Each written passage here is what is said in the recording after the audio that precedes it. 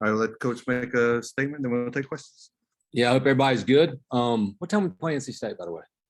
We already played them? Yeah, we will. Okay. I just thought about that, guys. Extra good day because we beat NC State in basketball and beat the Pirates in baseball. So that's a pretty dang good day for Tar Heel country. Story of the game's Carlson coming back after missing pretty much, most of the year. I thought he was great. We wanted to cap him right around 80 pitches. He threw 81. Thought he was sharp. And then our bullpen's been great so far this season. And we needed Rapp just to come in and get a couple outs. And then we haven't really had Davis in a high pressure situation. And he's shown in the preseason that he can do it in the preseason, but it's different in the season. So that was great to see. And then, we were hoping between Caden Davis and Mott and Gillian, one of them would emerge some way, shape, or form as a closer. And we love Caden in that role. So besides the one error we made, Johnny just didn't catch the ball. I don't know why he didn't catch the ball. I thought we played clean defensively, and that's what you have to do. You're not going to score 7-8 runs every game against good teams, and East Carolina's a great team, and they threw the ball well. I was also happy, though, the fact that, we 4 walks, 5 strikeouts. We only scored 2 runs, but I thought we had some pretty solid at bats, and we just couldn't get more than that across. But Angel had a big swing in the bat, so a great win for our guys. Coach, you mentioned Davis Palermo there. Obviously, Davis and Kyle Mott were 2 of the guys who made the biggest leaps for you guys this offseason. To see them here in a 2-day stretch really kind of step up and arrive to that occasion, just kind of how encouraging is it to see that just in these situations? Yeah, both in-state kids wanted to be Tar Heels. Davis is a great story right here from Northwood, a local kid, 86, 88 when we recruited him, and he stuck with it and worked, and he's had a velocity jump, and he's really improved in every area. Coach Gaines has done a phenomenal job with all of our guys, but in particular with Davis since last year, just helping him understand the confidence side. So those 2 guys, I tell you, I thought going into this season that Davis was a huge key because he had a great fall and he showed, some pitchability, but also some major stuff up to 97, maybe even a 98. And then Rapp, he didn't have a good fall at all, honestly, but he came back, and it always is the case. There's 1 or 2 guys that come back that you can tell spent those 50 days figuring out a way to get better. And that's what he did. Hi, Coach. Can you talk a little bit about bringing teams like ECU in here before you get into ACC play, just how important that is? Yes, definitely. Originally, Cliff and I go way back. We're both born and bred in our state, and we have a lot of respect for one another. And we've been wanting to do this, and we would, in a perfect world, we'd be playing in a neutral spot today, but it didn't work out for us. So, this year, next year, we'll just do the 2 and 1. But I think it's great, number one, for our state and for our fans. Instead of just playing one midweek game, make a weekend out of it. Hope that the weather's good. 2 great programs that play the right way. But it is important. I've always believed that.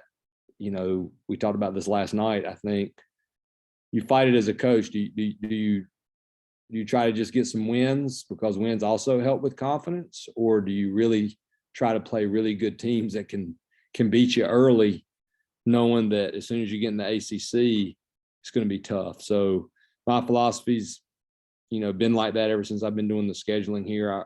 I like to play good teams early because our league is so good. Coach, Aaron Fitt here. I know how much you like Carlson, and you've talked about his fastball and how it plays before, but a lot of swing and miss on that pitch today. What is it about his fastball that, metrics wise or whatever, that makes it so difficult to handle? And overall, what did you see from him today? Yeah, good to hear from you, Aaron. Hope you're well.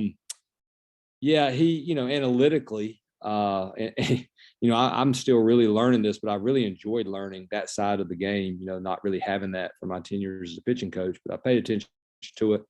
Coach Gaines is really good with it, but he has, I think it's called a induced vertical break or whatever it is with your fastball. It's a fastball that plays and it stays where it comes out of his hand for the most part, and he gets a ton of swing and misses. And it's funny you said that. we talked about that yesterday as a staff, how in the whole preseason he had the most swings and misses of any pitcher on our staff. And we still, Aaron, don't feel like his off speed's quite where it was before he had the injury, especially his breaking stuff. But he's got fastball command. He's got that good changeup.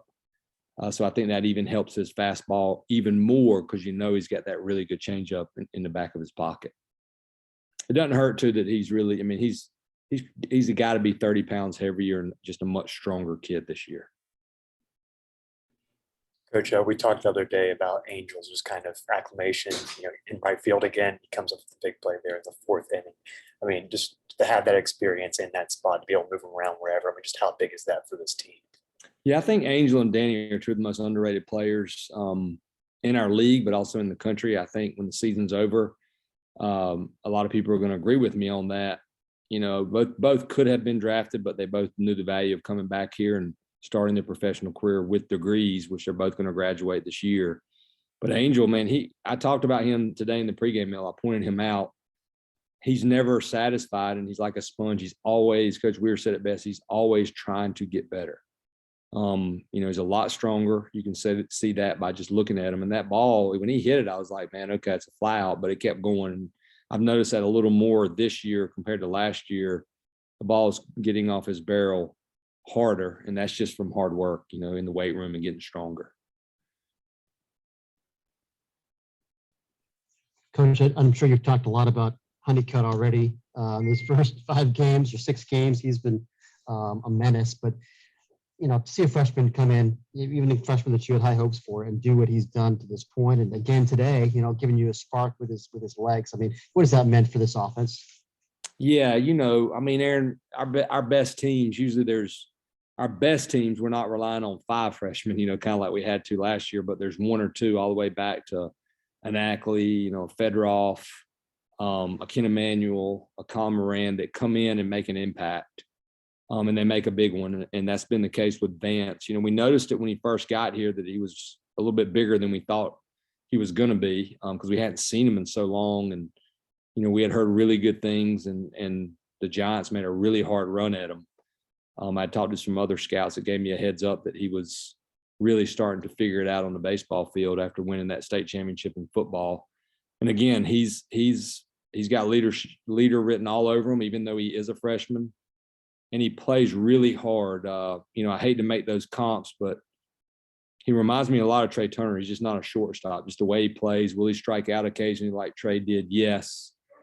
But it's electric speed and their electric tools. And then if you combine that with a tough kid that's got makeup, you got something special. So we're really lucky to have him here.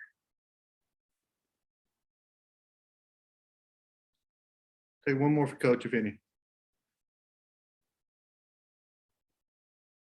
All right. Thank you, Coach. You guys have a great day. Thanks, Or Coach. night. Thank you.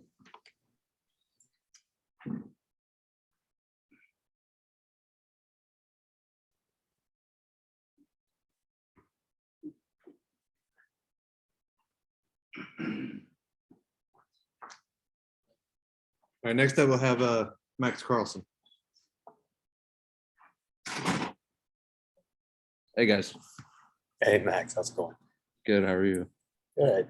I guess just as you're kind of going through the week, just prepping for this ECU team, just kind of what was sort of the game plan that you guys kind of created coming into this matchup, and how were you able to sort of execute it?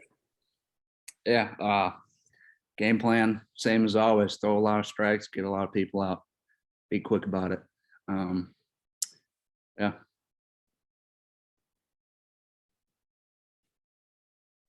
Obviously, I kind of got some emotions out of the way last week, coming off the injury. Just kind of, what was sort of kind of the mindset coming into this one? Was it kind of like, that's behind me now? It's like I kind of a new approach a little bit to this one.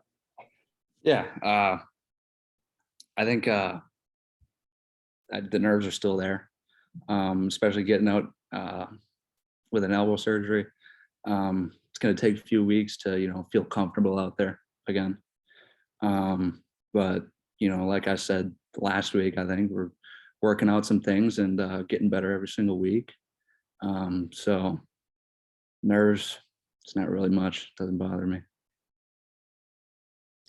that fourth inning there, they were able to put a little bit of traffic there on the base paths, but you see Tomas, throughout the guy there at second, and Angel makes that huge play and right. I mean, just how much of a boost was that for you? I mean, not just them, but just kind of even going the next 2 innings.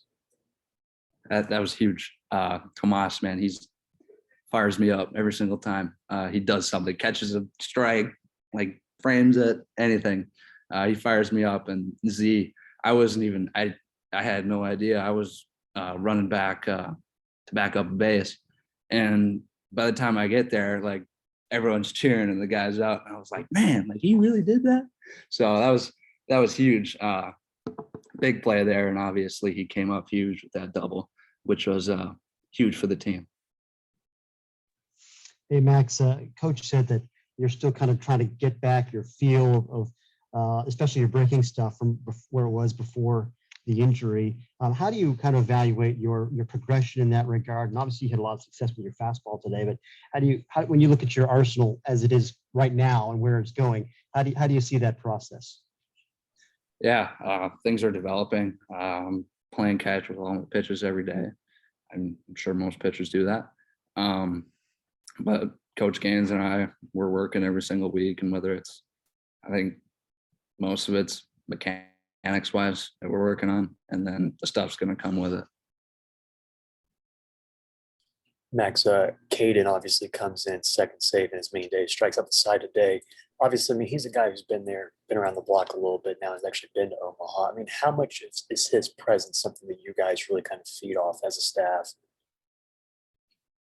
And I tell you, that guy's something else. He gets me fired up just looking at him. But it's huge. He's a mentor, especially to me last year. And I know he's a mentor to a lot of other young guys on the team. He's a huge leader, and he gets the job done, every single time. So every time he goes out there, I'm sure everyone in the dugout is ready, and they're like, let's go.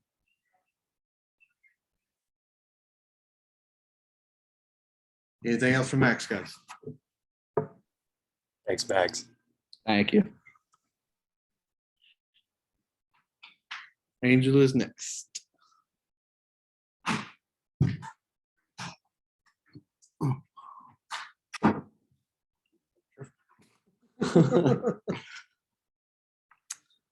Everybody. Hey, Angel. Just, I guess if you could take us through, obviously you played right field a little bit your first couple of years here, but it's been a little while since you've been out there. Just kind of what has been that kind of acclimation for you, kind of, making those reads again, and just, can you take us through that play there in the fourth inning?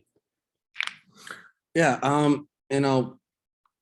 And the way I see it out, I feel like all three positions are obviously different. The flights are different and everything, but I feel like, throughout my whole life playing baseball, I've played everywhere, right field, left field, center. And it's just something that, just kind of brought it into here. Like I told coach, like, yeah, I can play all three positions, but I knew, like, on that one, that ball was hard hit. I knew I was burnt. So, like, that's all I can do is hope it doesn't go over the wall, and I'll just play it off the wall. And, I did that. And when a ball's hard hit like that, right field's pretty shallow. I always know I have a shot to throw a guy out at second, or just anywhere. So, yeah, I was thinking it the whole way, like, all right, I'm burnt, but, I'm going to get it in quick, and, hopefully something good will happen. You had faced CJ Mayhew in one game last year. I mean, just how much did you recall from that, at that? What was kind of the preparation process, entering this at bat today?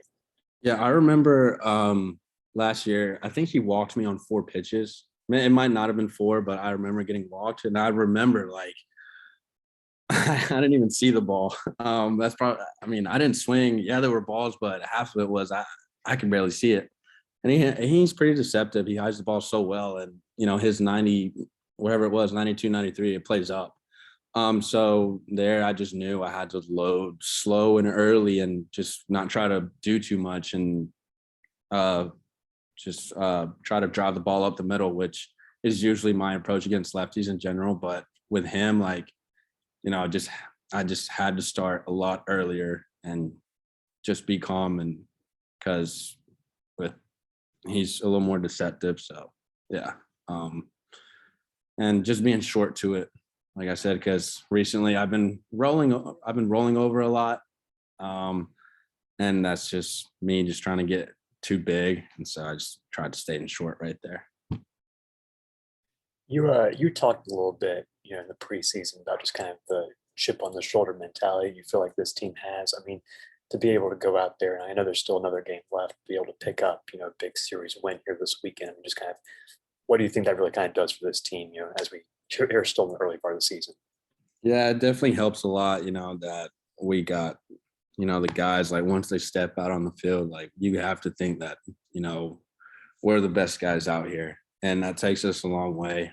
Just if everybody has that mentality, that confidence, like it just, everything else just doesn't matter. It's just got to compete every day. And if you compete like you're the best guy out there, then it'll help us a long way. We might not win every game, but we know that we competed our tails off, and that's all we can ask for. Obviously, we saw Max really start kind of ramping things up here, about a month ago now.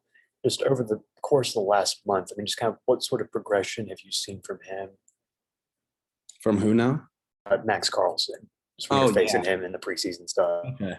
Yeah. I mean, in the preseason, like I thought he was as good as he's been, especially one of my first times facing him in the spring. Like I was like, all right, Carly's back. Like this is good. It's good to see Carly back and healthy. But I think the first or today started and yesterday started. I mean, obviously maybe it's not the best that Carly is, but I mean it's pretty dang good. And that's just good to see. I'm just happy to see him healthy, and it's sometimes it's tough. Some guys don't come back the same, and Carly, I credit to him and all his hard work going through rehab and his throwing program, just sticking with that. I mean, I'm more than happy for him because he works his tail off, and his stuff is only going to get better. His fastball, maybe he doesn't throw it as hard, but it looks harder than it is, and he's not afraid to come in on you. And now he's just one of those guys that just competes his tail off. He has that chip on his shoulder, and it takes him a long way.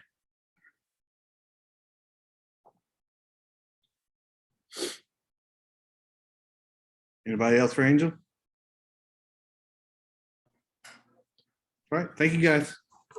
All right. Angel. Thank you.